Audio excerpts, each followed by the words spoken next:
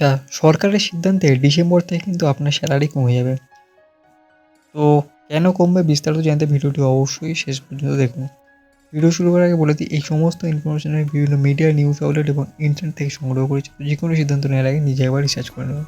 চলুন শুরু করি। দেখুন, আপাত দৃষ্টিতে ইনহ্যান্ড স্যালারি বা হাতে পাওয়া বেতন কমে যাওয়া কর্মীদের কাছে খারাপ বলে মনে হলেও ট্যাক্স এক্সপার্ট ও বিনিয়োগ এক্সপার্টরা বলছেন এই সিদ্ধান্তে বরং কর্মীদের লাভই হবে। হাতে বেতন কমলেও অবসর ফান্ডে টাকা বেশি জমবে। তো কেন্দ্রের নয়া নিয়মে আগামী মাস থেকে কমে যেতে পারে আপনার বেতন। প্রতি মাসে আপনি বেতন হিসেবে যে টাকা পান তা কিছুটা হলেও কমে যেতে পারে। কেন হঠাৎ বেতন কমে যাবে জানেন? কেটে নেওয়া টাকাই বা কোথায় যাবে?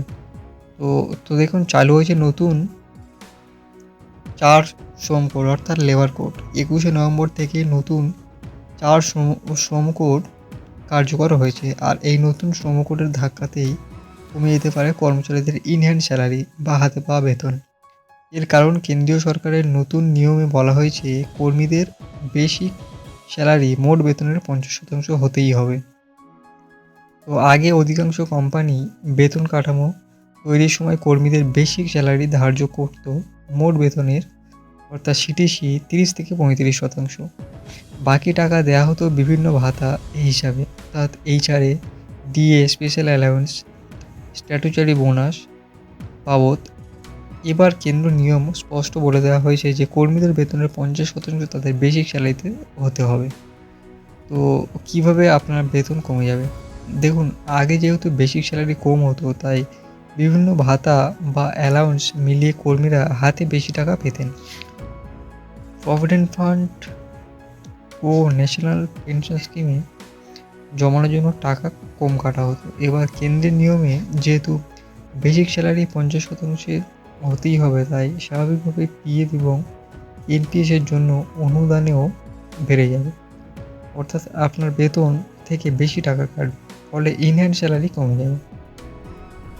এতে আপনার লাভ হলো নাকি ক্ষতি? আপাত দৃষ্টিতে ইনহ্যান্ড স্যালারি বা হাতে পাওয়া বেতন কমে যাওয়ায় কর্মীদের কাছে খারাপ বলে মনে হলেও ট্যাক্স এক্সপার্ট ও বিনিয়োগ এক্সপার্টরা বলছেন এই সিদ্ধান্তে বরং কর্মীদের লাভই হবে। হাতে বেতন কমলেও অবসর ফান্ডে টাকা বেশি জমবে। তো কীভাবে পিএফ এনপিএস এর এই হিসাব করা হয়? যদি কারো সিটিসি ১২ লক্ষ টাকা হয় তাহলে আগে ৭,২০০ টাকা কাটা হতো পিএফ ও এনপিএস বাবদ। এবার বেসিক স্যালারি যেহেতু বেড়ে যাবে তাই পিএফ এনপিএস এর কন্ট্রিবিউশন বেড়ে ১২,০০০ টাকা হবে। অর্থাৎ প্রতি মাসে আপনার বেতন থেকে ৪,৮০০ টাকা কাটবে।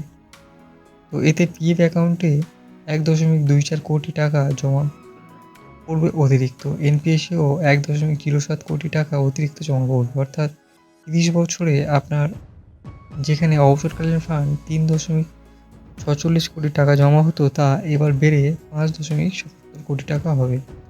অর্থাৎ বেতন কমে গেলেও প্রাথমিকভাবে একটু সমস্যা হলেও ভবিষ্যতের জন্য এটি বরং লাভদায়ক হবে। আপনার অবসর নেওয়ার সময়ও এগিয়ে আনতে পারবেন।